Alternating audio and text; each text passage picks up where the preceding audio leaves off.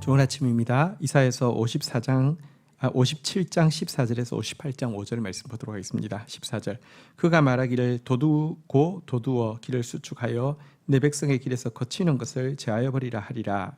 15절. 지극히 존귀하시며 영원히 거하시며 거룩하다 이름하시는 이가 이와 같이 말씀하시되 내가 높고 거룩한 곳에 있으며 또한 통회하고 마음이 겸손한 자와 함께 있나니 이는 겸손한 자의 영을 소생시키며 통회하는 자의 마음을 소생시키려 함이라. 자, 하나님께서 이제 이스라엘 백성들에게 그들의 길에서 이제 도둘 것을 도두고 제할 것을 제하라고 명령합니다. 도둘 것을 도두고 제할 것을 제하라는 것은 절망은 끌어올리고 교만은 깎아내리라는 의미이죠. 하나님 앞에서는 겸손한 자세로 통회하는 마음을 가지라는 의미입니다. 왜 이렇게 통회하라고 겸손하라고 요구하실까요? 지극히 존귀하며 영원히 거하시며 거룩하다 이름하시는 이 하나님께는요, 높고 거룩한 곳에 계시는 것이 합당하지만 동시에 그분은 진실로 통회하고 마음이 겸손한 자는에게는 함께 하셔서요, 이런 자들의 영혼을 소생시키시고 다시 한번 하나님께서 지으신 모습으로 회복되어지도록 해주시는 분이시기 때문에 겸손하라고 통회하라고 우리에게 부탁하고 있는 것입니다. 사실 우리는요 16절에 보니까 내가 영원히 다투지 아니하며 내가 끊임없이 노하지 아니할 것은 내가 지은 그의 영과 혼이 내 앞에서 피곤할까 함이라. 17절. 그의 탐심의 죄악으로 말미암아 내가 노하여 그를 쳤으며 또 내 얼굴을 가리고 노하였으나 그가 아직도 배역하여 자기 마음의 길로 걸어가도다. 18절.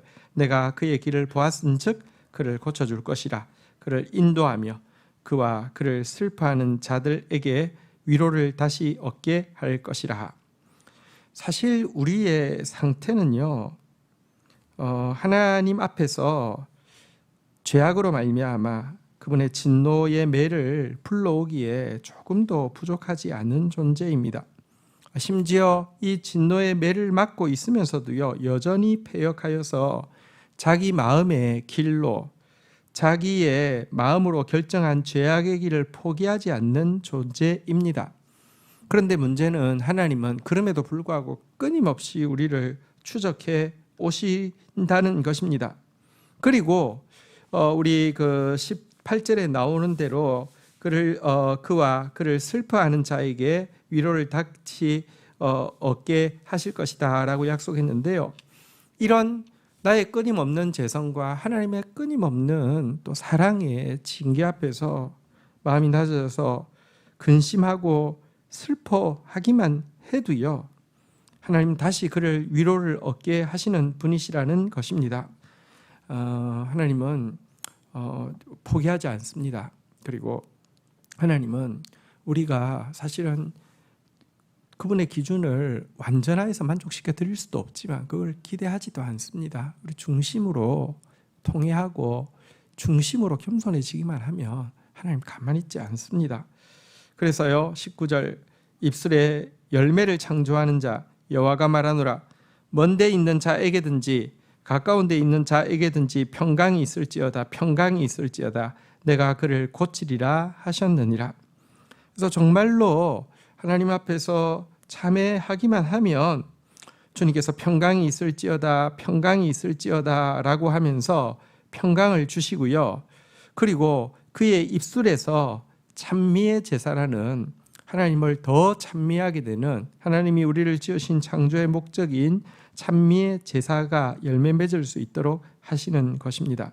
그러나 이 같은 도전 앞에서도 끝까지 회개하지 않으면 어떻게 될까요? 20절. 그러나 악인은 평온함을 얻지 못하고 그 물이 진흙과 더러운 것을 늘 솟구쳐내는 요동하는 바다와 같으니라. 21절. 내 하나님의 말씀에 악인에게는 평강이 없다 하셨느니라.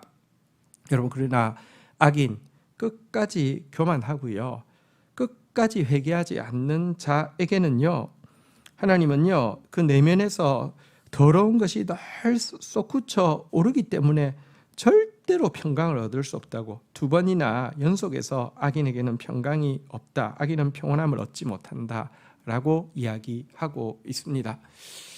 하나님께서 도두라고 할 때, 하나님께서 또 깎아내리라고 할 때, 하나님 앞에서 겸손해지고 통회하라고 할 때 통회하다가 하나님께서 우리를 긍휼히 여기심으로 말미암아 참 보석 같은 평안을 받아 누리는 저와 여러분들이 되기를 주의 이름으로 부탁드립니다. 58장 1절로 이제 넘어가 보도록 하겠습니다. 크게 외치라, 목소리를 아끼지 말라. 내 목소리를 나팔같이 높여 내 백성에게 그들의 허물을, 야곱의 집에 그들의 죄를 알리라. 2절, 그들이 날마다 나를 찾아 나의 길 알기를 즐거워함이 마치 공의를 행하여 그의 하나님의 규례를 저버리지 아니하는 나라 같아서 의로운 판단을 내게 구하며 하나님과 가까이 하기를 즐거워하는도다. 하나님께서 다시 이사야에게 이스라엘의 죄에 대해서 목소리를 아끼지 말고 그들의 허물에 대해서 나팔처럼 크게 외치라고 명령하고 있습니다. 여러분, 한번 회개했다고 되는 것 아닙니다. 우리 안에 죄악이 양파처럼 겹겹이 있는데요, 하나님이 준비하신 것이 크기 때문에 또 거듭거듭 회개하라고 하면서 우리 안에 위성적인 신앙생활의 모습을 지금 고발하고 있습니다. 이스라엘 백성들은 마치 공의를 행하고 규례를 저버리지 않는 나라인 양 스스로 생각했습니다.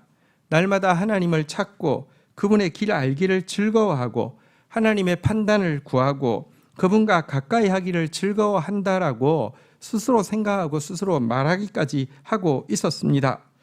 그런데 여러분, 이게 하나님 보시기에는 거짓말이라는 것입니다. 위선이라는 것입니다. 하나님의 기준에 보면 이거 잘못됐다는 것입니다. 이것을 극명하게 보여주는 것이 금식입니다.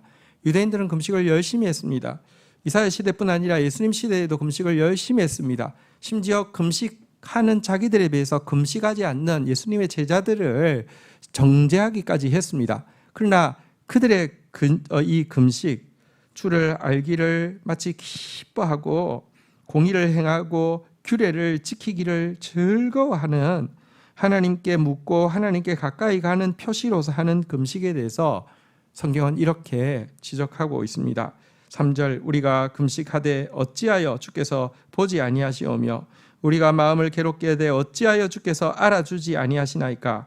보라, 너희가 금식하는 날에 오락을 구하며 온갖 일을 시키는도다. 4절, 보라, 너희가 금식하면서 논쟁하며 다투며 악한 주먹으로 치는도다.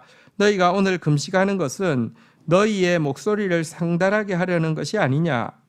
5절, 이것이 어찌 내가 기뻐하는 금식이 되겠으며 이것이 어찌 사람이 자기의 마음을 괴롭게 하는 날이 되겠느냐.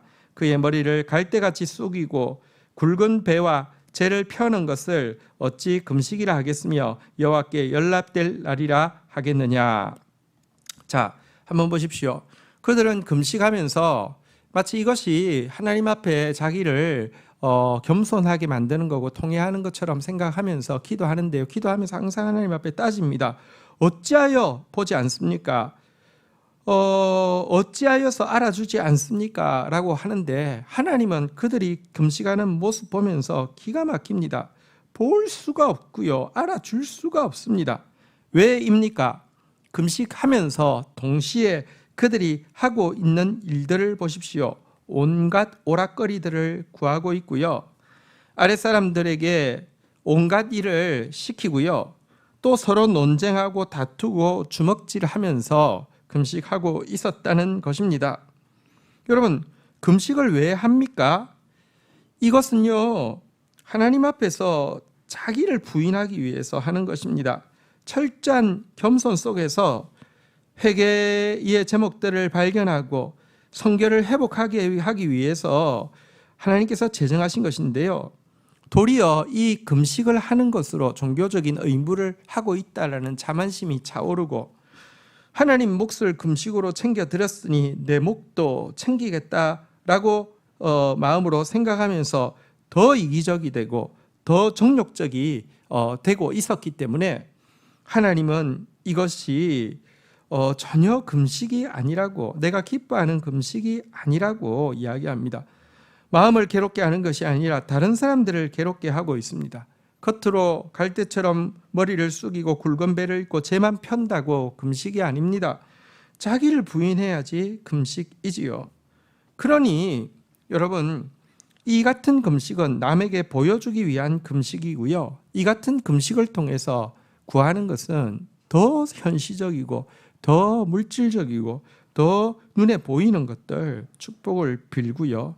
자기 과시를 위해서 악용되고 있었던 것입니다. 이것은 금식해도 겸손 아닙니다. 금식해도 기도 아닙니다. 우리 하나님 앞에서 정말 마음을 낮추고 정말 통회함으로 말미암아 주님께서 내가 있을 곳이 바로 너의 마음이다 라고 하면서 편안하게 오실 수 있는 그런 저와 여러분들이 되기를 주의 이름으로 축원드립니다. 주신 말씀 붙잡고 기도하며 나가도록 하겠습니다. 하나님 감사합니다. 높고 거룩한 곳에 거하시기에 합당하시지만 통회하고 또 겸손한 자에게 또 함께 하셔서 그 영혼을 소생시켜 주시는 주님, 우리에게 통회하라고 겸손하라고 또 거듭거듭 부탁하여 주신 것을 인하여서 감사합니다. 우리는 정말 악한 죄인입니다.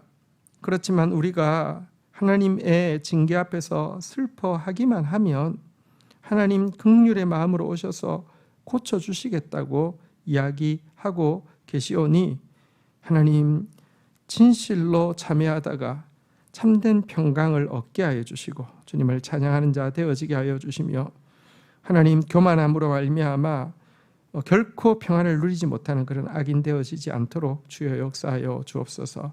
하나님 우리의 종교 행위를 돌아봅니다. 종교 행위를 열심히 하는 것으로 자기의 공로를 삼고 그리하여서 더 현세적이 되고 더 이기적이 되고 더 정력적이 되는 것을 합리화하는 이런 데 우리의 종교 행위가 악용되지 않도록 도와주시옵소서. 우리가 금식하는 것 자기 마음을 괴롭게 함이고 우리가 금식하는 것 도리어 우리 주위에 있는 더 약한 자를 돌아보는 그런 참된 종교 행위를 가진 하나님의 사람 되어지게 하여 주시옵소서. 그리하여서 주님께서 더 안락의자처럼 우리 마음에 찾아와서 임재해 계시는 그런 삶을 살 수 있게 인도하여 주옵소서. 예수님의 이름으로 기도 올립니다. 아멘.